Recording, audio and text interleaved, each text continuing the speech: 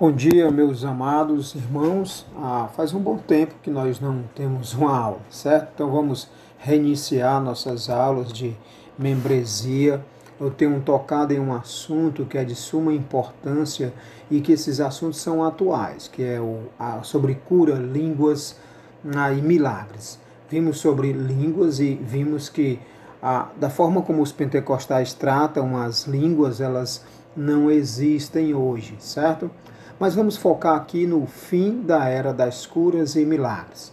Vamos ver o problema atual. Muitos crentes de hoje, até igrejas inteiras, são intensamente afeiçoados a supostas curas e milagres. Algumas comunidades evangélicas chegam a realizar cultos de libertação, prometendo a realização de maravilhas com hora marcada e atraindo assim pessoas que realmente estão oprimidas, pessoas que estão doentes. E, infelizmente, são pessoas que têm problemas difíceis. É comum em algumas dessas igrejas até mesmo o comércio de objetos. A gente vê pessoas vendendo sabão, vendendo lenços e outras coisas mais. E eles dizem que essas coisas têm poder para proteger essas pessoas, livrar elas de todo e qualquer mal. Então esse é um problema atual que nós vivemos acerca de igrejas neoevangélicas, igrejas que têm distorcido a palavra de Deus e associando isso à cura e grandes milagres. No tocante às curas, os mestres dessas igrejas se apoiam geralmente em Isaías 53, versículo 4. Vamos para lá, Isaías 53, versículo 4. Me acompanha aí na tua palavra. Então, abra em Isaías, capítulo 53, versículo 4. Diz assim a palavra de Deus: verdadeiramente Ele tomou sobre si as nossas enfermidades, levou sobre si as nossas dores. E nós o considerávamos aflito, ferido por Deus e oprimido. Então, é nessa base, é nesse texto que eles defendem, tem a ideia de que o cristão não deve ficar doente, o cristão não deve se conformar em ser abalado em sua saúde. Não, o cristão tem que ter fé, o cristão tem que se apropriar de todo o livramento, de toda a enfermidade, segundo eles dizem, Cristo obteve em nosso favor. Cristo, ele tomou sobre si as nossas enfermidades. Eles repetem isso, eles vão dizer isso. O nosso Cristo foi quem tomou todas as nossas dores, todas as nossas enfermidades. E então eles concluem que o crente que tem fé pode repreender essas doenças. O crente que tem fé pode afastar essas doenças e viver para sempre livre delas. Nós temos que entender, irmãos, que a doença ela é consequência do pecado. É inevitável não adoecer. No mundo do qual nós vivemos, é a cada dia mais um mundo perverso e mau. Sabemos que a doença ela é inevitável porque ela é consequência do pecado. Muitas pessoas são atraídas por esses ensinos e infelizmente abraçam com convicção esses ensinos, entendem que esses ensinos são de Deus. Algumas pessoas, quando adoecem, chegam ao ponto de se esconder, a fim de que aquilo que creem não fique exposto a questionamento, entende? Então as pessoas que andam dentro dessa teologia, envolvido com tais igrejas que pregam essas curas e milagres, quando adoecem, elas não se apresentam. Elas não dizem que estão doentes. Por quê? Porque se elas se apresentarem doentes, vão dizer que ela não tem fé.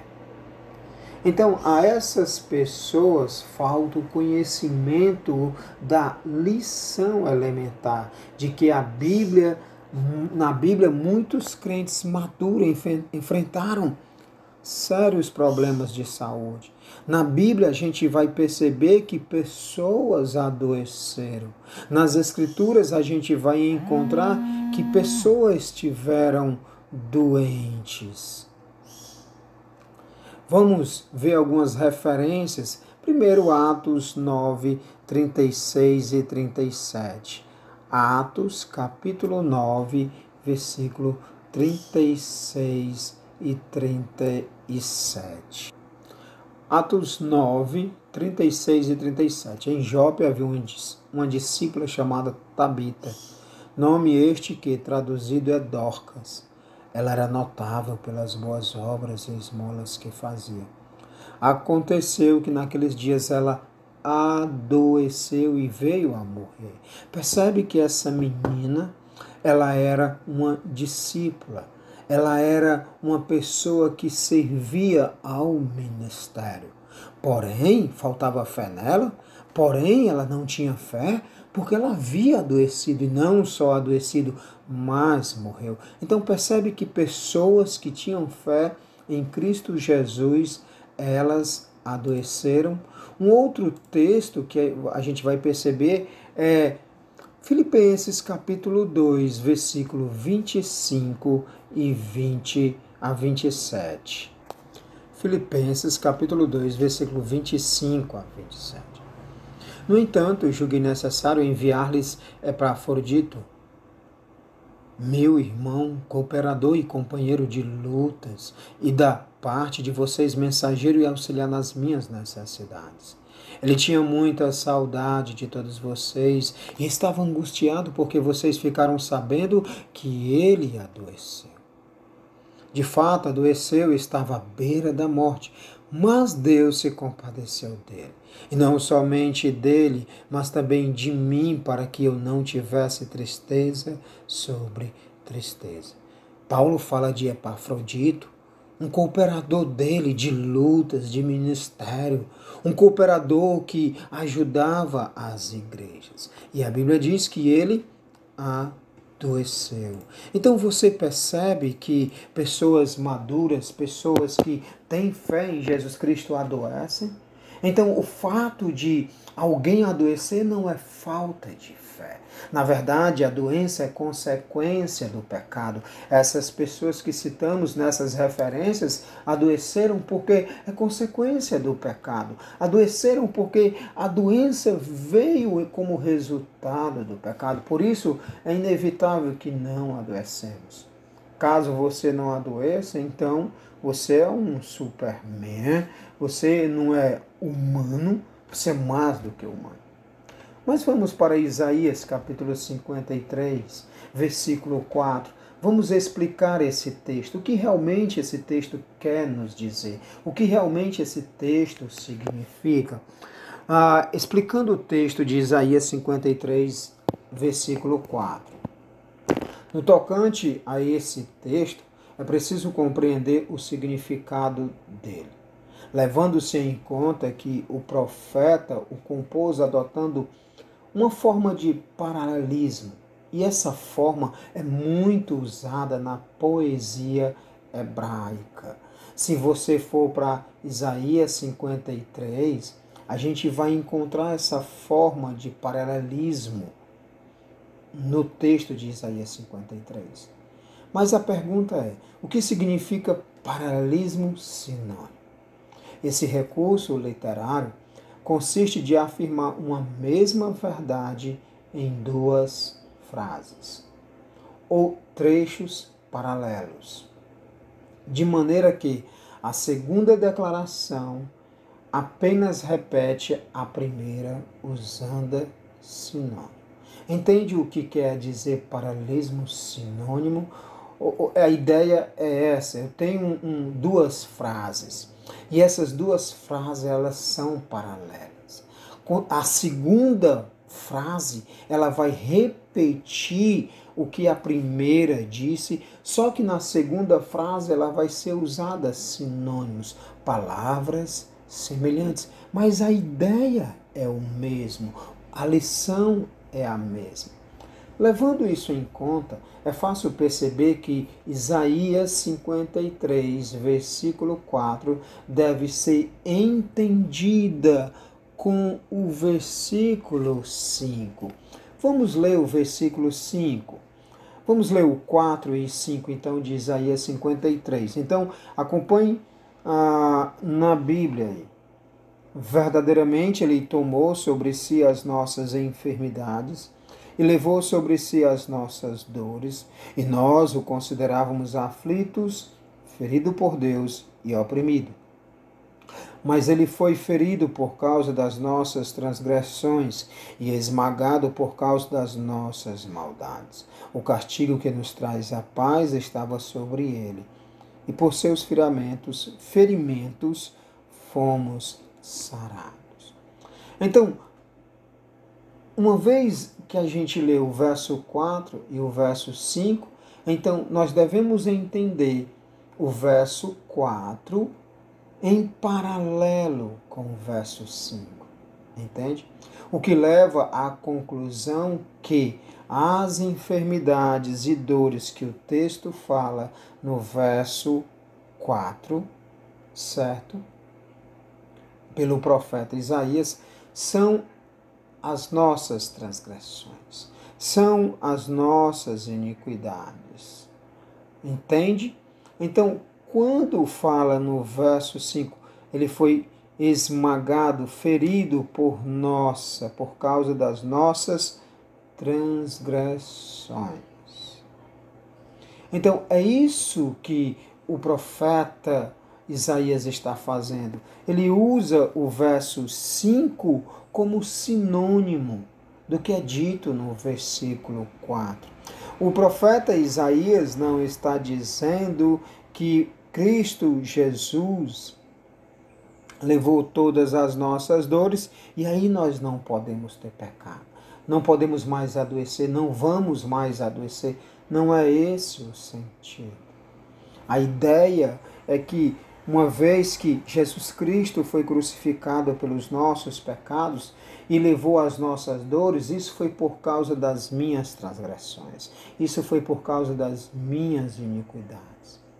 A conclusão é essa, que ele levou as minhas dores e as minhas enfermidades, é que ele levou as minhas iniquidades, ele levou as minhas transgressões. Mas vamos observar Pedro, capítulo 2, versículo 24. É exatamente isso que Pedro vai nos dizer. 1 Pedro 2 e 24. Ele mesmo levou nossos pecados em seu corpo sobre o madeiro, para que, morto para os pecados, pudéssemos viver para a justiça. Pelas suas feridas foste sarado. Então, aqui esse texto em que Pedro está ensinando ou nos ensina que o Cristo carregou em seu corpo sobre o madeiro. Carregou o quê? Os nossos pecados. Então é isso que Pedro observa quando ele lê o texto de Isaías 53. Cristo Jesus carregou sobre a cruz os nossos pecados, não as nossas doenças, não as nossas enfermidades. Na verdade, Isaías está apenas fazendo um paralelismo sinônimo. Ele usa algumas palavras como sinônimo. Uma delas é essa, enfermidade, nossas doenças. Então fica claro aqui que o texto de Isaías 53, versículo 4, não está dizendo que quando Jesus morreu na cruz pelos nossos pecados, ele sarou todas as nossas doenças e que nós não vamos mais adoecer.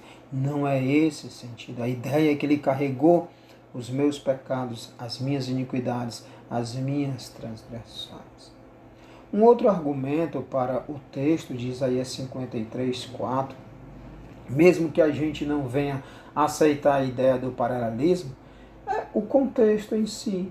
O contexto em si já se refere ao ministério terreno de Cristo.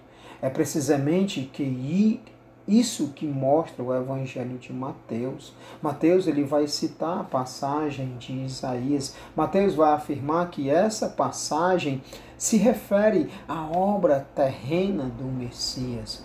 E a obra de Cristo na terra é marcada pela realização de Deus. Então o que Mateus faz, o evangelista Mateus, ele pôde atribuir ao texto de Isaías um sentido mais amplo um sentido melhor do que aquele que a passagem tinha de início. O resultado que a gente obteve, tem em conclusão aqui, é que não foi a afirmação de que os crentes em Cristo não devem aceitar as doenças.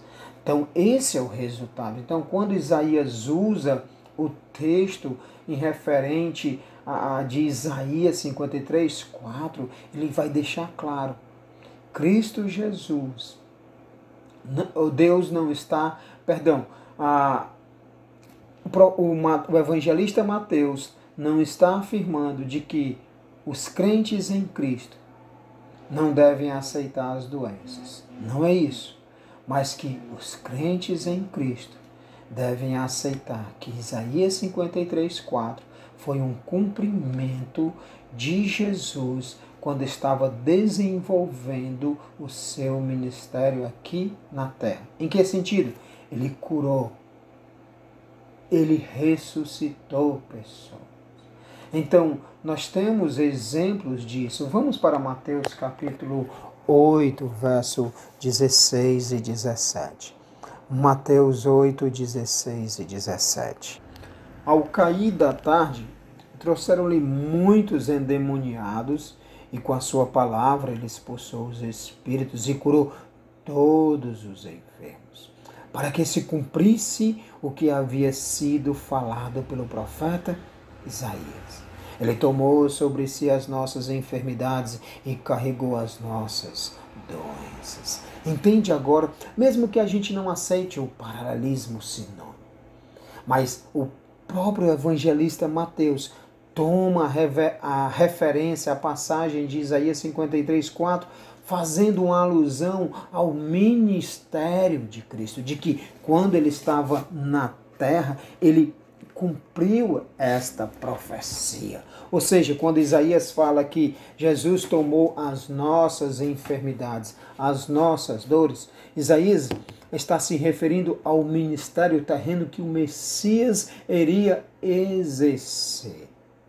É isso que Mateus faz. Então fica bem mais lógico. Então a ideia, irmãos, de que nós não devemos aceitar a doença, de que nós não devemos deixar que a doença tome conta de nós e pedir a Deus que repreenda essa doença e que nós não aceitamos isso.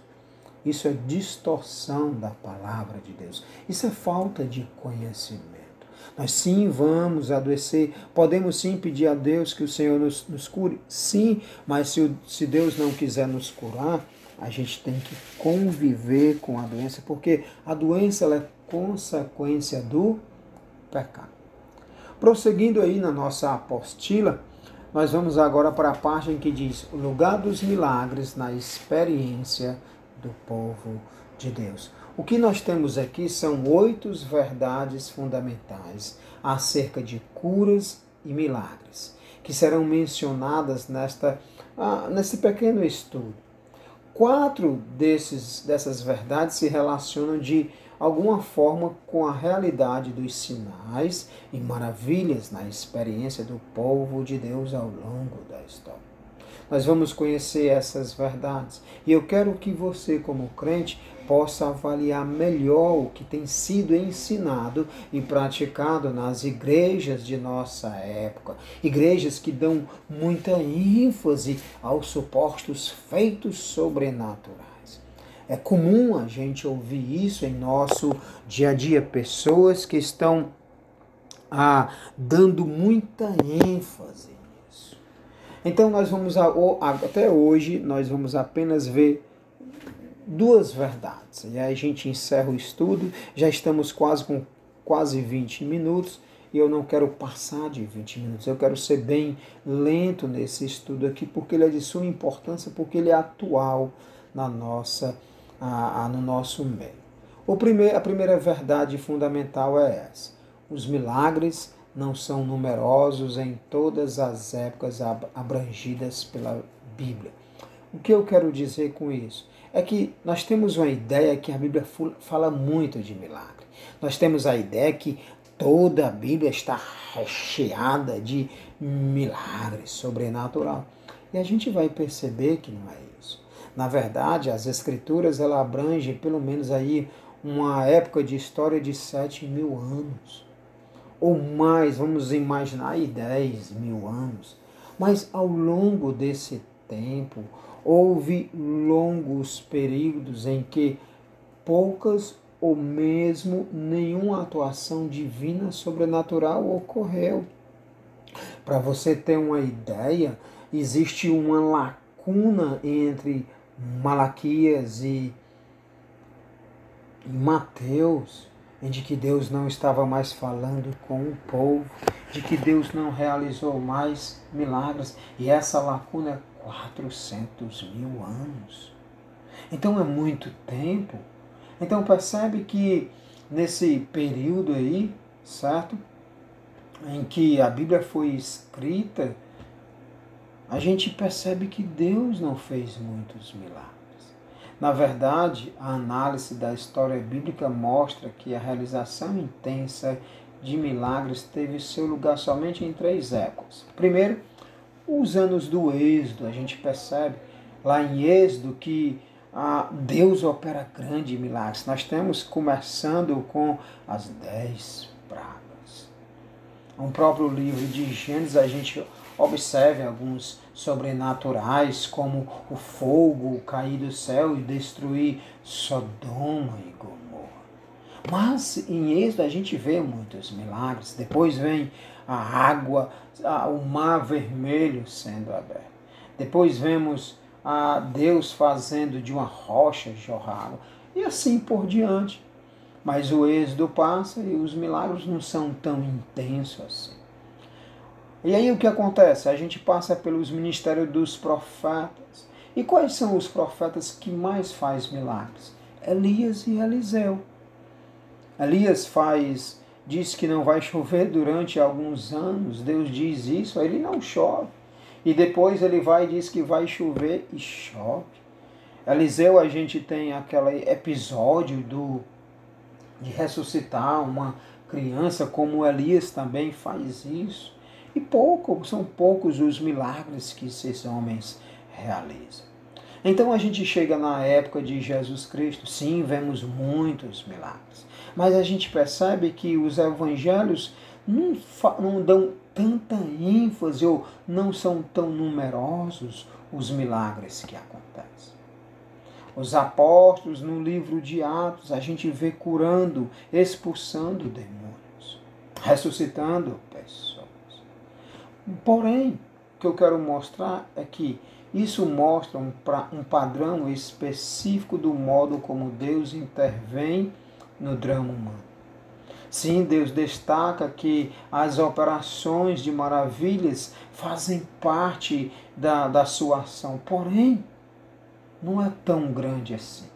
As maravilhas ou os milagres que ele opera, se a gente percebe em toda a trajetória das Escrituras, não é tão grande assim.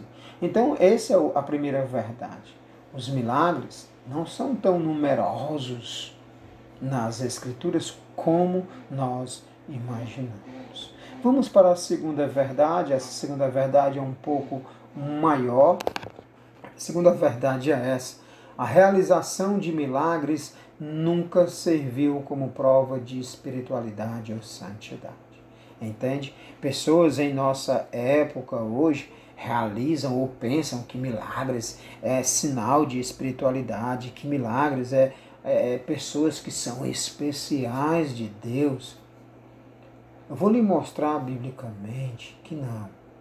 O fato de alguém fazer milagre não indica que ela é uma pessoa santa e espiritual. O fato de alguém fazer milagres pode até indicar que ela não é nem crente. A primeira prova é essa. A Bíblia narra que os sacerdotes egípcios, pagãos, quando se viram diante dos sinais realizados por Moisés, eles fizeram milagres semelhantes. Êxodo, capítulo 7, versículo 8 a 12. Êxodo, capítulo 7, versículo 8 a 12. Leia aí comigo na sua Bíblia. E o Senhor falou a Moisés e Arão: Quando o faraó vos disser, apresentai um milagre, dirás a Arão, toma a tua vara e lança-o diante de faraó, para que se transforme em serpente. Então Moisés e Arão foram falar com faraó e fizeram como o Senhor havia ordenado. Arão lançou sua vara diante de Faraó e diante dos seus subordinados, e ela se transformou numa serpente. Percebe aí, irmãos? Se transformou numa serpente a vara, o cajado de Moisés. Mas olha o verso 11. O Faraó, porém, mandou vir os sábios e feiticeiros, homens pagãos. E eles, os magos do Egito, também fizeram o mesmo por meio do seu ocultismo. Cada um deles lançou a sua vara, e elas se transformaram em serpentes. Mas a vara de Arão devorou a deles. O fato é que homens pagãos, homens que não são crentes, fizeram o mesmo milagre que Moisés havia feito. A diferença é que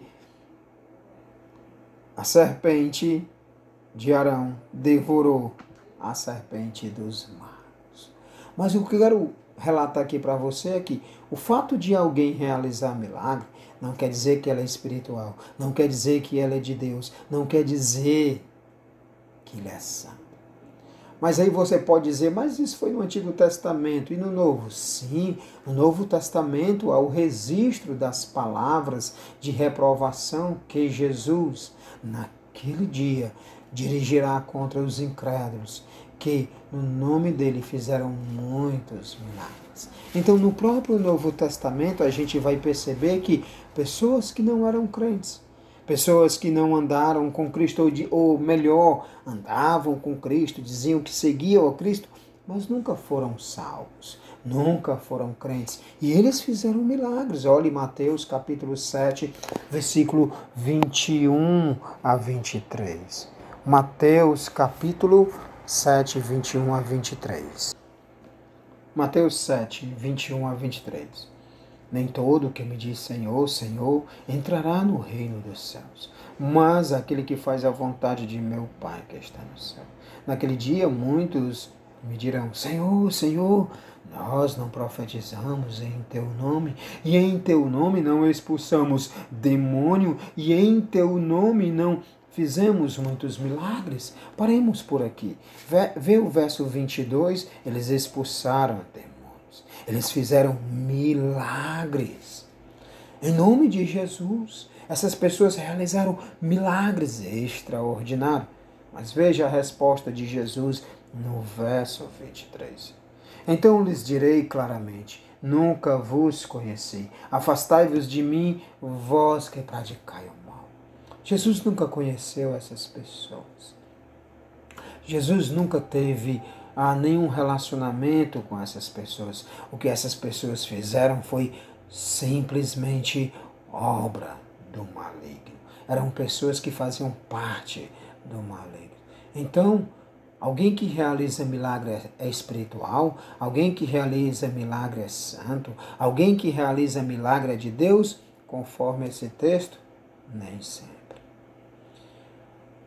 A realização de maravilhas por homens perversos e impostores é possível porque Deus não é a única fonte de poder sobrenatural.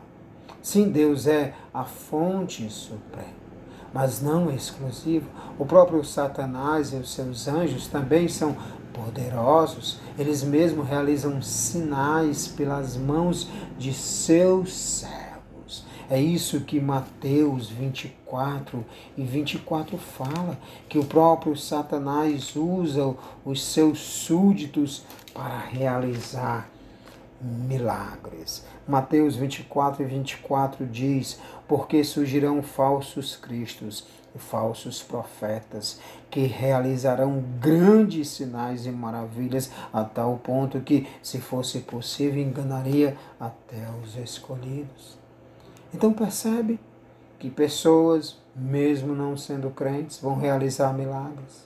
Pessoas que não andam com Jesus Cristo realizarão milagres. Isso prova a nossa segunda verdade. A realização de milagres nunca serviu como prova de espiritualidade ou de santidade. Nós vamos parar por aqui, irmãos. Acompanhe, estude bem a lição, né? Ouça bem. Qualquer dúvida, nós estamos aqui para esclarecer. Deus vos abençoe.